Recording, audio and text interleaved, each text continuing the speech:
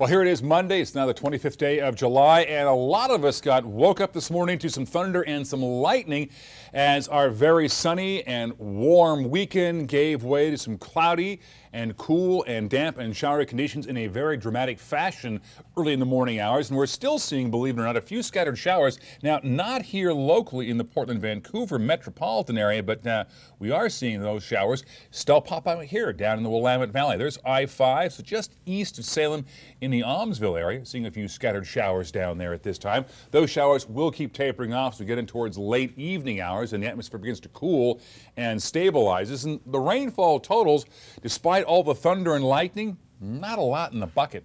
As a matter of fact, out at Portland Airport, just 1/100th of an inch.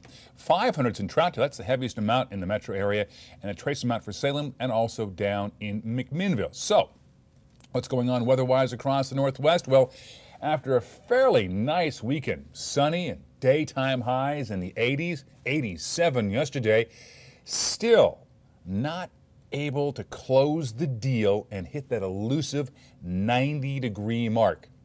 And time's running out. Now, if you go back in history, for records at the Portland Airport, only one time since 1940, since records have been kept at the Portland Airport, has Portland not seen a 90-degree day during the summer. And that was back in 1954. And the longest we've had to wait for a 90-degree day was 3 years later, back in 1957.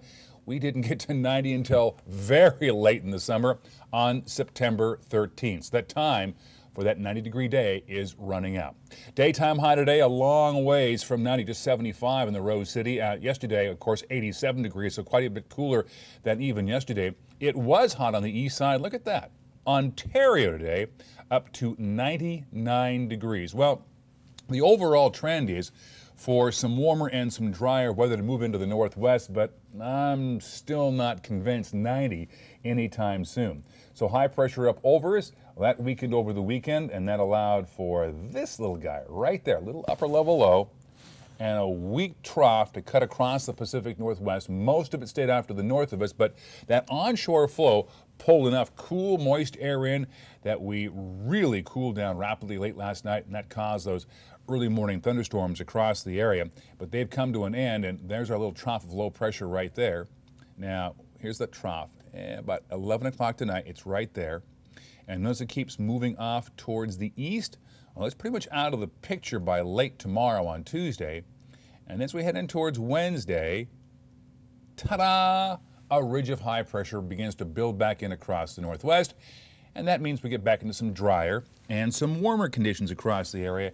And that means, I think, by the late part of the week, we'll see daytime highs close, if not at 80 degrees. Now, not the case for tomorrow, about 75, then 73 on Wednesday. But notice this, Thursday and Friday and Saturday, daytime highs near 80 or in the 80s. Same story for Sunday. So things looking pretty good past today.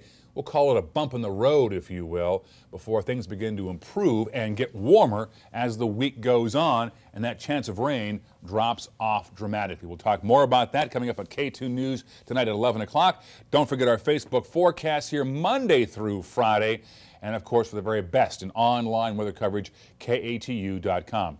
No comments tonight? No, I'm good. Wow. Nate, quiet. Hear that? I'm hearing chirping from the animals.